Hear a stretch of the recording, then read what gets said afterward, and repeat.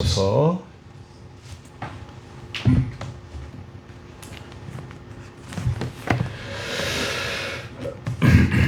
에베소서 2장.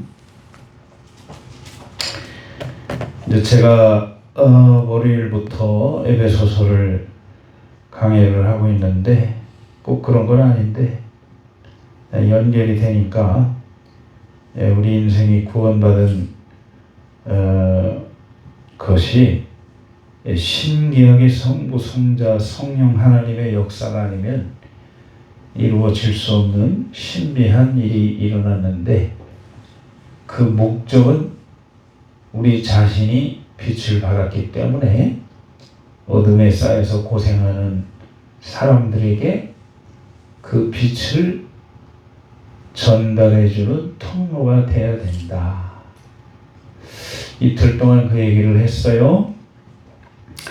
그래서 오늘 에베소서 2장 1절에서 10절을 읽고 또 우리가 주님의 은혜를 되새기는 시간이 되시기를 바랍니다.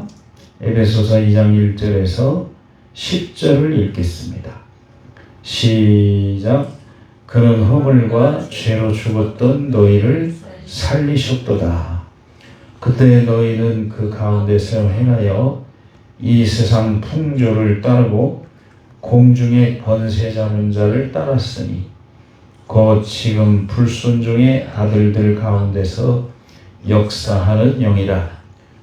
전에는 우리도 다 그 가운데에서 우리 육체의 욕심을 따라 지내며 육체와 마음에 원하는 것을 하여 다른 이들과 같이 본질상 진노의 자녀였더니 긍휼에 풍성하신 하나님이 우리를 사랑하신 그 큰 사랑을 인하여 허물로 죽은 우리를 그리스도와 함께 살리셨고 너희는 은혜로 구원을 받은 것이라. 또 함께 일으키사 그리스도 예수 안에서 함께 하늘에 앉히시니 이는 그리스도 예수 안에서 우리에게 자비하심으로써 그 은혜의 지극히 풍성함을 오는 여러 세대에 나타내려 하시니라. 너희는 그 은혜에 의하여 믿음으로 말미암아 구원을 받았으니 이것은 너희에게서 난 것이 아니요 하나님의 선물이라. 행위에서 난 것이 아니니 이는 누구든지 자랑하지 못하게 함이라. 우리는 그가 만드신 바라 그리스도 예수 안에서 선한 일을 위하여 지으심을 받은 자리. 이 일은 하나님이 전에 예비하사 우리로 그 가운데서 행하게 하려 하시니라. 아멘. 인생을 목적을 알고 사는 사람과 목적을 알지 못하고 사는 사람은 그 차이가 하늘과 땅 차이라고 할 수가 있습니다. 좀 극단적으로 말하면 동물과 사람의 수준이다. 동물하고 사람하고 비슷한 게 먹고 자고 돌아다니고, 동물들은 뭘 버는 걸 못하나. 소 같은 거는 집 밖거리를 하잖아요. 그죠? 일을 하니까. 시켜서 하니까. 그 동물들에게는 그냥 목적이 없어요. 그러나 우리 인간은 예수를 안 믿어도 목적이 있고요. 예수를 믿어도 목적이 있는데 그 목적은 예수 안 믿는 사람의 목적과 예수 믿는 사람의 목적은 또 그게 하늘과 땅 차이라. 그리고 예수 안 믿는 사람들의 목적은 강하지만도 못한 목적이 많다. 왜냐하면은 가족끼리도 극단적인 그런 짓을 해서 입에 담지도 못할 행동들을 하는데, 형제지간에도 자신의 목적을 이루기 위해서 그렇게 하는 일이 많잖아요. 그죠? 강아지가 항상 희생양이에요, 사람들에게. 마귀도 기분이 나쁘대요. 예수 믿는 사람한테. 자기가 잘못해놓고 마귀 탓한다는 거예요.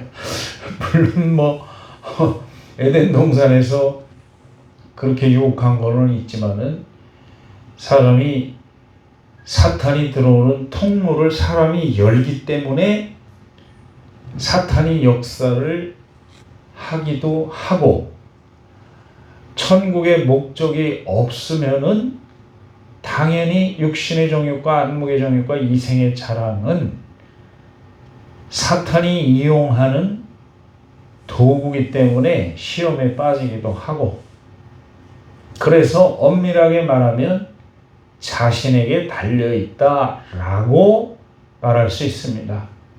왜냐하면 그 증거가 뭐냐면 베드로가 신앙 고백을 했잖아요. 그죠? 신앙 고백을 했는데도 사탄이 들어갔다 나왔다 했어요.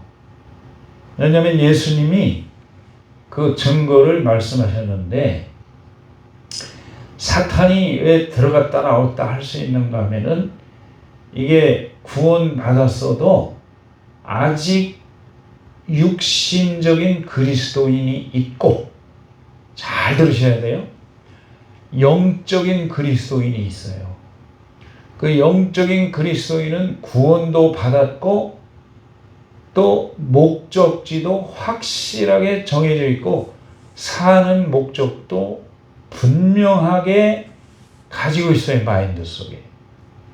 그런데 구원을 받았어도, 그러니까 예수님이 그 가능성을 다 부정적인 것도 보여주신 거예요.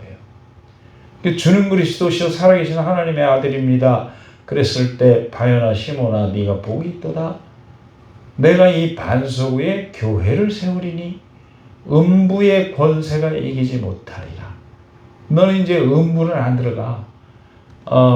이제 연구해보고 한 결과는 당장 죽으면 예수 믿는 사람은 낙원에 들어가고, 거기가 성경에 그렇게 기록이 돼 있어요. 그 다음에 믿지 않는 사람들은 음부에 들어가요. 거기가 그렇게 표현이 돼 있어요. 그리고 이제 거기가 대기 장소인데, 이제 천국에 나중에 이제 그 마지막 때는 이제 천국에 들어가는 것이고, 그 다음에 최종 심판에서 이제 불지옥에 들어가는 것이다라고 볼 때, 그 베드로가 네 신앙 고백이 바로 음부의 권세를 이기고 네가 구원받은 사람이다 라는 것을 음부의 권세가 이기지 못하리라. 여러분이 진실하게 예수님을 믿었다면 음부의 권세가 여러분들을 이기지 못할 줄을 알아야 돼요. 그런 것부터 기초공사를 단단하게 마음속에 붙들고 있어야 그 다음 신앙이 진전이 될 수가 있다. 그런데 이제 예수님이 테스트 겸인지 어쨌는지 잘 모르지만은 처음으로 3년 반 공생의 기간 동안에 제자들을 선택해서 같이 먹고 자고 지내면서 처음으로 하신 말씀이 뭐냐면은, 내가 그 대답을 듣고 나서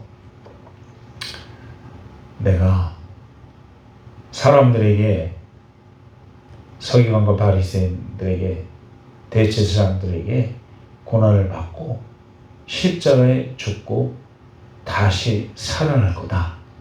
이 얘기를 그날 처음 하신 거예요. 그러니까 베드로가 하는 말이, 그 성경은 그냥 그 분을 낸 것처럼 그렇게 했지만 굉장히 실망한 그런 표정으로다가 막 덤비듯이 얘기했어요. 화를 내면서. 그러니까 예수님이 뭐라고 하시는가 하면, 한번 같이 하시죠. 사탄아 내 뒤로 물러가라. 사탄아 내 뒤로 물러가라. 금방은 음부의 권세가 이기지 못하리라. 이 반석 위에 내가 교회를 세우리라. 그렇게 말씀을 하셔놓고 사탄아 내 뒤로 물러가라. 구원 받았어도 목적이 안 바뀐 사람들이 있다는 얘기예요, 없다는 얘기예요? 있다는 얘기예요. 예수님을 믿고 구원 받았음에도 인생의 목적이 바뀌지를 않은 사람들이 많다. 그래서 이런 사람을 뭐라고 하는가 하면 육적인 그리스도인이다. 그리고 확실하게 인생의 목적이 바뀐 사람을 영적인 그리스도인이다. 그래서 삶에 문제가 일어날 때 달라지는데 이 목적이 분명하게 설정이 되어 있는 사람은 하나님 중심으로 생각을 하고 해석을 하고 그걸 이제 신분주의라고 그래요. 근데 예수를 믿고 거듭났어도 육적인 그리스도인은 인본주의적인 삶을 살아서 한번 같이 하시죠. 예수 믿어도 왜 그래? 이렇게 나오면 육적인 그리스도인이에요. 그러니까 성경을 처음부터 쫙 보면 이제 성령의 사람이 되면은 그런 말을 할 수가 없어. 왜냐? 이게 다 하나님의 섭리 속에서 이루어지는 걸 알고 순종하는 일이 많기 때문에 왜 이런 일이 생기지? 양심에서 그 말을 할 수가 있어요, 없어요? 맞지? 양심적이야. 양심으로 말할 수가 없어. 왜 이래? 예수 믿는데 왜 이래? 이렇게 말할 수가 없게 돼요. 거기에 순응을 하는 거지. 진짜 회개한 사람은요, 원망 불평 할 수가 없어요. 왜냐면 나를 알고 하나님을 아니까. 도저히 그 말을 할 수가 없는 거예요. 그러면 베드로도 그런데 아니 여러분, 부활하고 나서도 물고기 잡으러 갔잖아요. 기가 막힌 거예요. 어떻게 보면 여러분들이 어떤 면에서 더 나을 수도 있어요, 베드로보다. 안 그런 부분도 있지만은. 그러니까 그 유대인들이 참 구원받기가 아니 예수님을 믿고도 막 할례를 받아야 구원받을 수 있다고 그날리를 치니 그게 어떻게 벗겨지냐고 그게. 그러니까 지금 세계 정세가 저렇게 마태복음 24장에 있는 내용들이 지금 돌아가고 있는 일이잖아요. 다. 지금 어느 때보다도 혼란스럽잖아요. 그죠? 대화하는 중에 그런 얘기를 했어요. 아니 환란과 풍파와 종말이 과거에는 없었어? 다 있었는데 점점 갈수록 심각해지는 거예요. 그게 이제 요한계시록에 인의 재앙, 7 인의 재앙, 대적재앙. 그러니까 대적재앙이라는 것은 7년 대환란의 후반기에 일어나는 거고 완전히 그 이제 그냥 아비규환인 거예요, 지구상이. 나팔재앙, 인을 뗀다.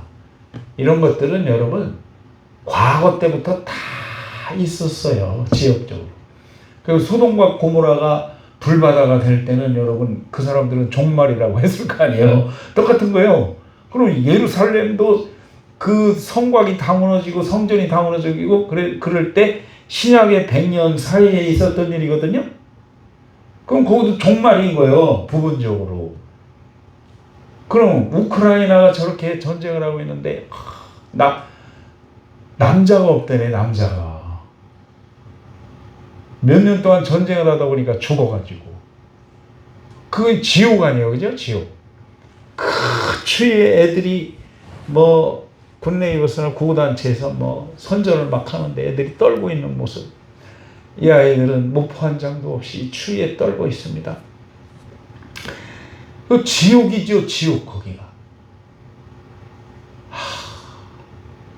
그러면 이란은 어떻게 했어? 또 이란은 불바다. 내가 오늘 새벽에도 얘기했지만은 내가 새벽에 일어나가지고 동영상 보고 눈물을 뚝뚝뚝뚝 흘렸는데 저게 하나님의 눈을 건드리면은 안 좋아요. 그것이 나라도. 왜냐하면은 1935년까지는 페르시아라고 그랬잖아요. 그 전에 성경에 나오는 건 바사고 또 엘람이라는 용어도 나오는데 엘람도 그게 이란이라고 합니다. 근데 지금 저렇게 이제 풍선도 적당히 불어야 견디잖아요. 그죠? 필요 이상으로 불면 어떻게 돼요? 뻥 터져버리는 거예요. 그 소돔과 고모라 노아의 때도 그랬던 것처럼 지역적으로 이란이 그런 상태에 왔다는 거예요. 옛날에는 미국하고 이스라엘하고 친해가지고 원조까지 했어요. 근데 이슬람이 들어가면서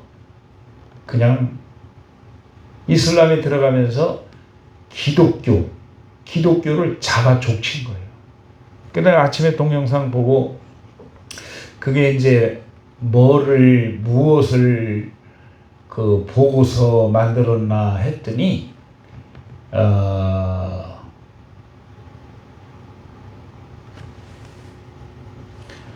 다큐멘터리가 있는데 그 돌아가신 목사님, 순교당하신 목사님의 자식들이 미국으로 전향을 해가지고서 다큐멘터리를 만든 건데, 그래서 전 세계에 그 돌아가신 아버지 목사님이 순교를 하면서 다른 사람 살리고 감옥에 갇혀있는 그 선배 목사님을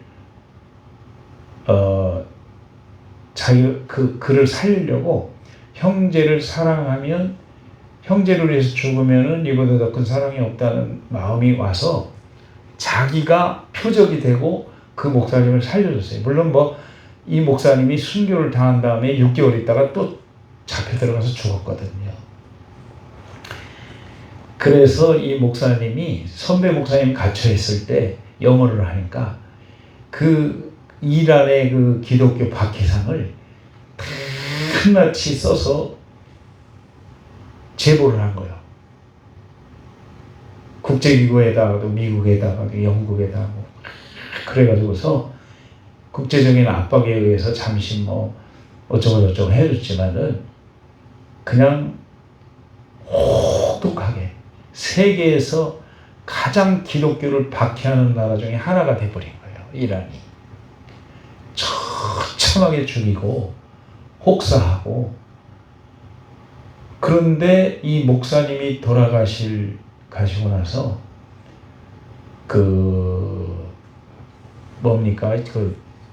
장례를 치르는데 보이지도 않던 사람들이 2,000명의 성도들이 모였다니, 전국에서. 그때 당시로는 상상할 수 없는 숫자고 위험한 일이라네. 옛날에 여기 5, 6년 전에 광화문 다니던 사모님들 중에는 경찰한테 조사까지 받았어요. 내려와가지고 추적받아가지고. 그리고 거기 헌금한 사람들 계좌 추적당하고 메시지까지 왔으니까. 근데 그건 아무것도 아니고, 만약에 그 목사님 장례에 오면은 그 이슬람 관리들한테 전부 다 그 신원이 파악이 돼가지고 죽을 수도 있다는데 나왔는데, 그들은 목사님의 뒤를 따라서 죽어도 좋다라고 생각한 사람들이 나온 거예요. 2,000명이. 그래서 죽이고 나서 이 이슬람 그 정권 잡은 사람들이 이제 지도자를 세 놈을 다 죽였으니까 기독교인들이 없겠지. 그랬는데 죽고 났는데 비공식적인 통계로 당시에, 지금 말고 100만 명의 기독교인들이 생겨났다는 거예요. 하여튼 말을 다 하지는 못하는데 Cry from 이란인가 하는 다큐멘터리일 거예요. 보면 참 좋아요. 그거를 갖다가 20분으로 설명을 해놓은 게 있는데 Cry from 이란. 그래서 제가 볼 때는 이게 적당히 해야지 하도 혹독하게 기독교인들을 다루니까, 그런 경우에는 성경에서 뭐라고 그러는가 하면 하나님의 눈을 건드리는 거라고 그랬거든요. 아멘. 하나님의 눈을 건드렸으니 불바다가 되는 거지, 쉽게 말해서. 그러니까 저런 일이 지금 벌어지는 게 종말로 가는 시계는 예루살렘과 예루살렘 성전이에요. 사람들은 자꾸 솔로몬 성전 허물어졌지, 뭐 예루살렘 성전 허물어졌지, 제3 성전이 세워지면 좋은 일인 줄 알고 그러는데 좋은 일이 아니에요, 여러분. 여러분 아시죠? 내가 설명을 전에 했잖아요. 그거 세워지는 것은 유대인들이 원하던 짐승 제사를 드려서 소원하던 것이 이루어졌다고 생각할 때 어마어마한 박해가 일어나서 다 무너지고 죽는다 그때. 그래서 깨닫는 게 아하, 이게 아니로구나. 2000년 전에 오셨던 메시아를 우리가 그 피를 믿어야 되는 거구나. 요게 핵심인 거지. 제3성전이 만들어지는 게 목적이 아니에요. 그러니까 저게 지금 저러한 전쟁이 심각해지는 게 전부 다 세계 정세가 왜 그런 거냐? 유대인들을 마지막 때에 깨닫게 하려고. 아직 한참 가야 돼요. 더 깨닫게 해서 예수님의 피를 믿어야 구원받는다. 이걸 하나님이 마지막 때에 이루기 위해서 그 심각한 한 상황이 앞으로도 남아있는 것이다. 그러니까 제가 무슨 얘기하는 건가 하면 이 본문 얘기를 이제 10분 동안에 할 건데 뭐냐 하면 예수님이 알게 하시고자 하는 것은 뭐냐면 예수님 자신이에요. 예수님 자신을 알려서 사람들이 예수님을 믿을 수 있도록 하기 위해서. 자, 그러면 본문을 보고 정리를 하겠습니다. 제목은 좀 여기 소제목을 써놓기는 했는데 허물과 죄로 죽었던 너희를 살리셨다 그랬는데 그게 정확한 건 아니에요. 그 끝에 목적이 뭐냐 하는 것을 알아야 된다 이거예요. 허물과 죄로 죽었던 우리를 살리신 목적이 뭐냐. 그래서 서두에 인생의 목적을 얘기한 것입니다. 그래서 여기서 1절에서 10절까지는 이제 그런 말씀이고 세 가지로 우리가 여기서 생각해 볼 수 있는데 1절에서 3절 내용은 읽어보시면 아는 상황이기 때문에 우리가 구원받기 이전의 상태가 어땠었느냐는 거예요. 구원받기 이전의 상태는 완전히 육신의 정욕과 이생의 자랑과 안목의 정욕과 이생의 자랑에 종이 되어 있었다. 종이. 그걸 뭐라고 여기서 그리는가 하면은 그런 허물과 죄로 죽었던 너희를 살리셨도다. 허물과 죄로 죽었던 그 허물과 죄는 빗나간 인생살이, 빗나간 목적과 인생을 사는 방법, 그걸 허물이라고 합니다. 한번 같이 하시죠. 빗나간 인생의 목적과 삶, 그것이 허물과 죄다. 죽었던 그 말은 영적으로 하나님과 단절되었었다. 너희들이. 하나님과 영적으로 연결되는 사람의 특징이 뭐냐면 소신이 뚜렷하고 목적지가 뚜렷한 줄 믿으시기 바랍니다. 그때 너희는 그 가운데서 행하여 세상 풍조를 따르고, 세상 풍조가 뭡니까? 가치관을 말하는 거예요. 육신의 정욕과 안목의 정욕과 이생의 자랑. 잘 먹고 잘 사는 게 나쁘다는 게 아니고 잘 먹고 잘 사는 게 목적인 삶. 따라서 합시다. 세상 가치관, 세상 풍조, 예, 공주의 권세를 잡은 자를 따랐으니. 아시죠? 무슨 얘기지? 공주 권세 누가 잡았어요? 여러분이 잡았어요? 마귀 권세, 마귀가 잡고 있다. 그래서 불순종의 아들들 가운데 역사하느니라. 지금도 예수님을 안 믿는 사람들은 불순종의 아들들이다. 그들의 특징이 뭐냐? 세상적인 가치관에 쩔어서 산다. 이해하시겠죠? 전에는 우리도 더 가운데 육체의 욕심을 따라 지내며 육체와 마음에 원하는 것을 하여 다른 이들과 같이 본일상 진노의 자녀가 이었었다. 이것이 이제 우리가 구원받기 이전에 육체의 욕심을 따라 그럴 때 사도 요한이 육신의 정욕과 안목의 정욕과 이생의 자랑, 그것이 욕심이었다. 그리고 이제 4절에서 7절 말씀까지는 하나님의 긍휼과 또 구원하신 것, 그러니까 구원받은 후의 이야기예요. 4절부터 7절까지는.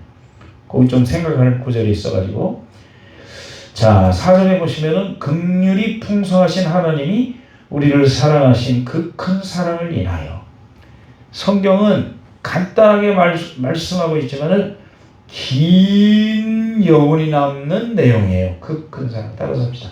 그 큰 사랑. 그게 긴 여운이에요? 짧은 거예요?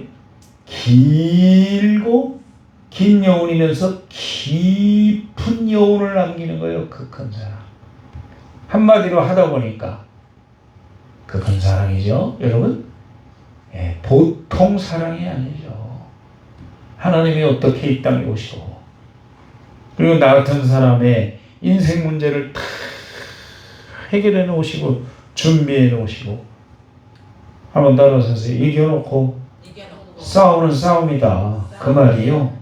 이겨놓고 싸우는 싸움을 우리는 싸우고 있다. 그 큰 사랑을 인하여 이제 구원받기 이전의 상태를 다시 반추하면서 허물로 죽은 우리를 그리스도와 함께 살리셨고, 자, 허물로 죽은 우리, 인생의 목적도 잘못되어 있고 사는 방법도 사는 이유도 잘못되어 있는 우리를, 그리고 이제 죽었다, 하나님과 단절되었다, 그리스도와 함께 살리셨다. 아멘. 그래서 은혜로 구원을 받은 것이지 우리 어떤 행위로 구원받는 것이 아니다. 그 다음에 6절의 말씀은 또 그와 함께 일으키사 그리스도 예수 안에서 함께 하늘에 앉히시니, 함께 일으키셨다는 것은 영적인 소생, 영적인 구원, 예수님을 통해서 예수 그리스도 안에서 함께 하늘에 앉히사. 그럼 이 말이 우리가 죽지도 않았는데 하늘에 어떻게 앉혀요? 그런 말이 아니에요. 예수 그리스도 안에 그 엄청난 사랑을 깨닫는 사람은 한번 같이 합시다. 이 땅에서도 하늘나라에 사는 것처럼 살아갈 수 있는 것이다. 아멘. 아멘이죠? 그게 대단히 중요한 거예요. 여러분 한 분 한 분 자체가 하나님의 은혜를 한번 같이 하시죠. 증명하는 증거물이다. 그거예요. 그래서 천국은 꼭 가서만 경험하는 게 절대로 아니다. 함께 하늘에 앉힌, 예수님 안에 들어온 사람은 함께 하늘에 앉힌 것처럼 마치 이 땅에 살면서도 하늘의 맛을 보고 사는 사람이다. 지금은 혼자 교회에 들어오면은 거의 다른 말을 안 해요. 주님 사랑합니다라는 찬양만 부르면 그냥 교제가 되는 거예요. 왜? 그게 교제의 극치니까. 뭐 원하는 건 별로 없어. 그냥 내가 순종하면 이루어질 거니까. 아멘. 내가 구할 때는 어렸을 때예요. 지금은 하나님께 응답할 때지 내가 뭘 막 구해서 뭘 해보겠다는 게 아니에요. 아멘. 그냥 교제야, 교제. 내려오면은 주님 사랑합니다 찬양 부르고, 여러분이 한두 번 들어봤지만은 내 마음에 주를 향한 사랑이, 같이 해요. 내 입술에 내 마음의 주를 향한 사랑이 나의 말엔 주가 주신 진리로 나의 눈에 주의 눈물 담게 하소서. 내 입술의 찬양에 내 입술의 찬양의 향기가 두 손에는 주를 닮은 섬김이 나의 삶에 주의 흔적 남게 하소서. 하나님의 사랑이 영원히 함께하리. 십자가의 길을 걷는 자에게 순교자의 삶을 사는 이에게 조롱하는 무리와 세상 유혹 속에도 주의 순결한 신부가 되리라. 내 생명 드리리. 내 생명 주님께 드리리. 그렇게 해놓고서 양심이 찔리니까 드리기는 뭘 드렸마 다 주님 거지. 따라서 하세요. 드리기는 뭘 드려 임마. 나한테 맞지 말고 본인한테. 다시. 드리기는 뭘 드려. 다 주님 건데. 맞아요? 틀려요? 그럼 기분이 되게 좋아. 욕 먹으면서도. 그러니까 교제를 하는 거예요. 교제를. 여러분도 교제가 되기를 주님의 이름으로 축원합니다. 그래서 예수 믿으면 진짜 목적이 바뀌고 삶의 방식이 바뀌게 되면요, 천국에 살아요. 잠시 사람을 통해서, 환경을 통해서 잠깐 에너지가 소비될 때가 있어요. 그러면 기분 나빠요. 내가 왜 이런 데다 에너지를 소비해야 돼, 사람한테. 쓸데없이. 그건 다 사탄의 먹잇감이에요. 여러분, 자유하는 능력을 받기를 바랍니다. 그러려면 어떻게 해야 돼요? 인생의 목적이 뚜렷해야 되고 삶의 방식이 주님을 닮아야 된다. 그러면 함께 하늘에 앉히신 것처럼 살아갈 수가 있다.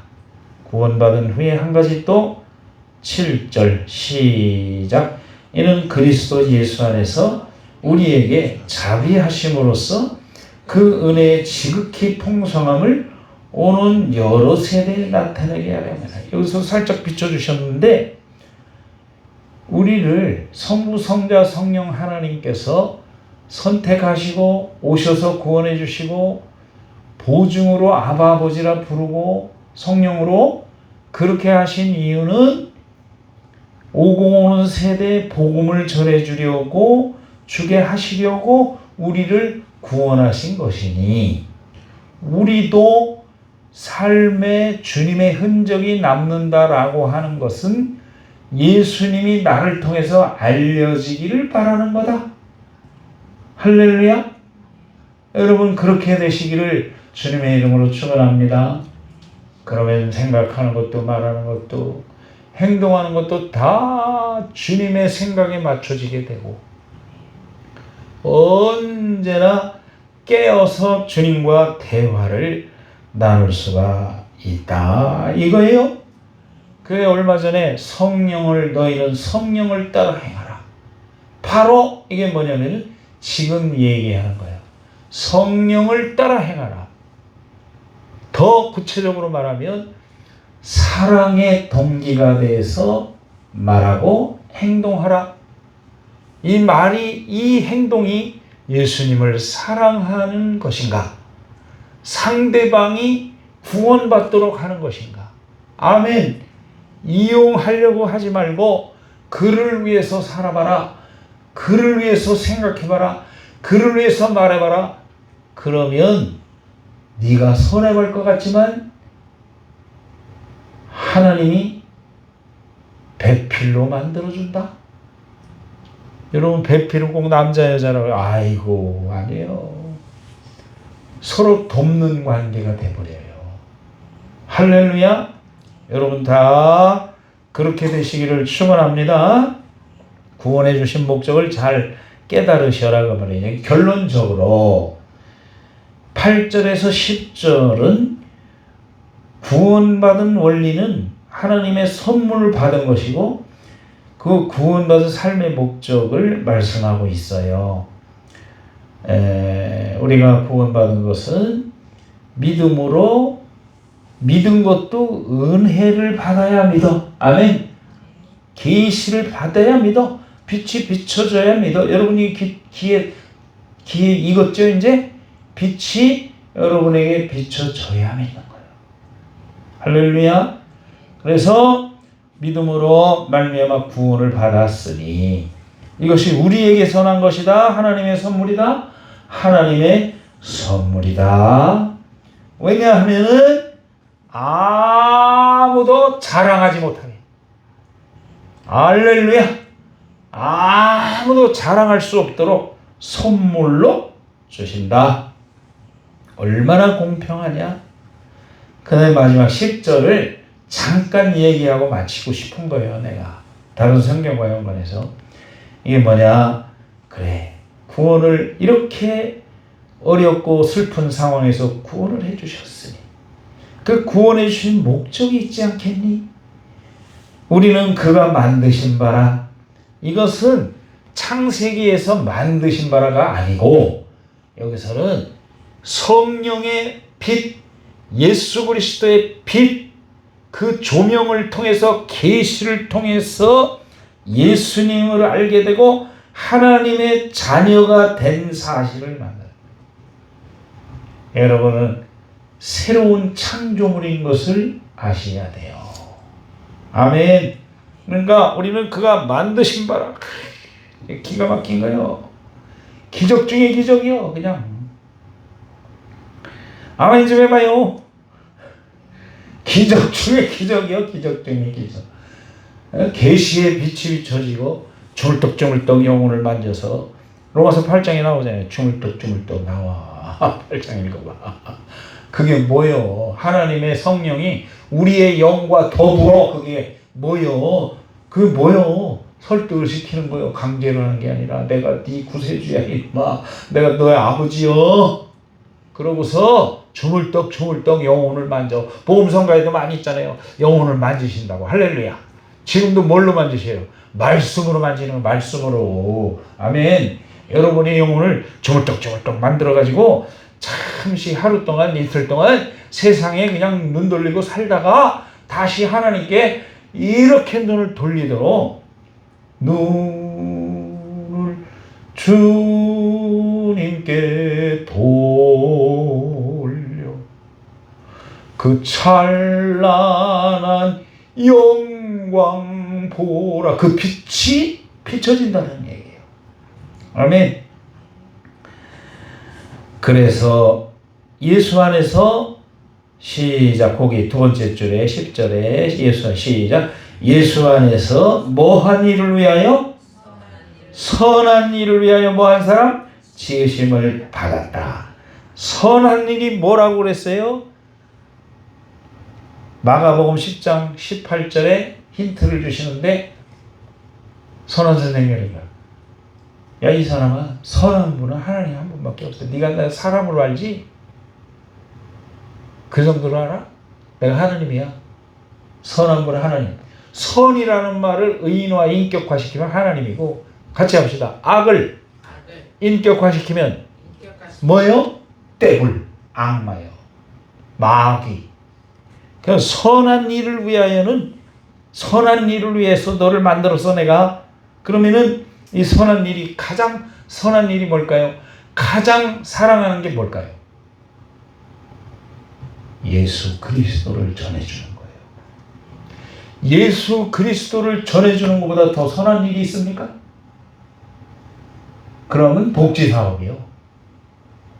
여러분 잘 생각해서 내가 존재하는 목적이 뭔지를 깨달으시고 하루하루를 주님이 인정하는 삶, 주님이 간섭하실 만큼 되었으면 좋겠어요.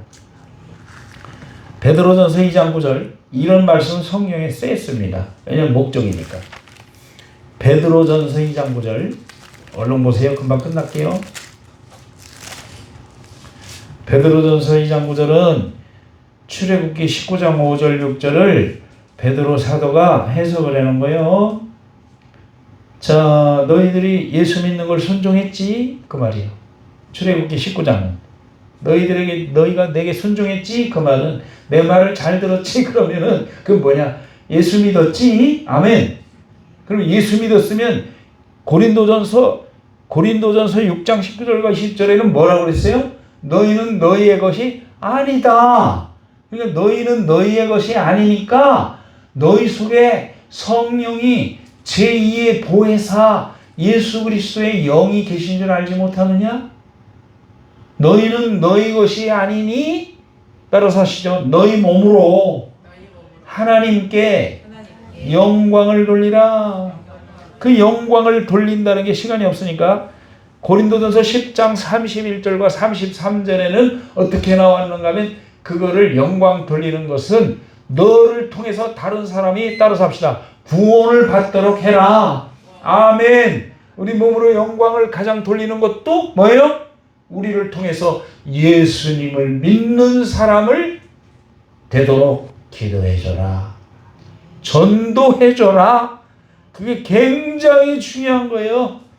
영광을 돌리는 것도 그거예요.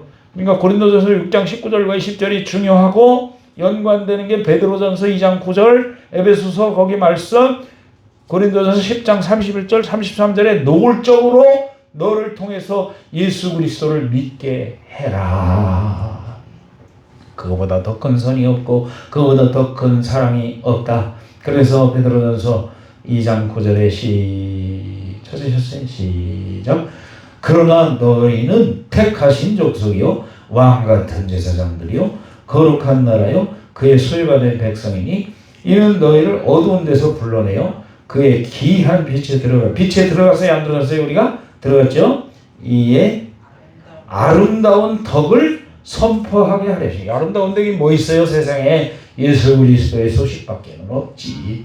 아멘. 할렐루야.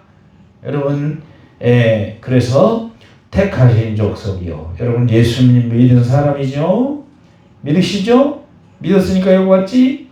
왕같은 제사장이랑 하나님과 사람을 연결해줘라. 아멘. 남의 짐도 져라. 남의 짐도 책임져 줘라. 그 목사님, 돌아가신 목사님을 두고 PD가 뭐라고 표현을 하냐면 아프고 아름다운 순교. 가슴 아프고 아름다운 순교. 왕같은 제사장이라는 것은 구원의 복음을 위해서 따라서 남의 짐도 때로는 진다. 내가 편하게 살면 됐지. 뭐 하려고 도와줘. 우리가 복음을 위해 사는 것이다. 그리고 하나님의 소유된 백성이고 거룩한 나라.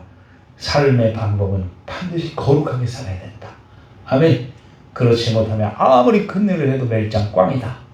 보세요. 큰 교회, 대형 교회가 무너지는 거 보세요. 여기저기서. 왜 그러냐? 거룩함이 없으니까 무너지는 거예요. 그래서 오죽함이 그랬어요. 거룩함과 화평함이 없으면 주를 보지 못하리라. 무서운 말씀이에요. 우리가 일을 많이 하든 적게 하든 중요한 것은 거룩함을 니나 내나 보존을 못하면 모두가 모래 위에 집을 짓는 것이랑 똑같다. 그러나 거룩함을 보존한다면 작은 일도 큰 것이 되고 작은 것도 귀한 것이 되고 아멘. 그만큼 하나님께 영광을 돌리게 된다 이거예요. 그러니까 여러분 구원받기 이전을 생각하고 감사하시고 구원받은 이후에 또 감사하시고 내가 왜 사는 건지 어디를 향해서 가는 건지 잘 깊이 묵상을 해서 남은 삶을 하나님께 영광 돌리며 여러분 남은 생애는 하나님이 책임질 수 있을 만큼 주님과 연합되는 여러분 되시기를 주님의 이름으로 축복합니다.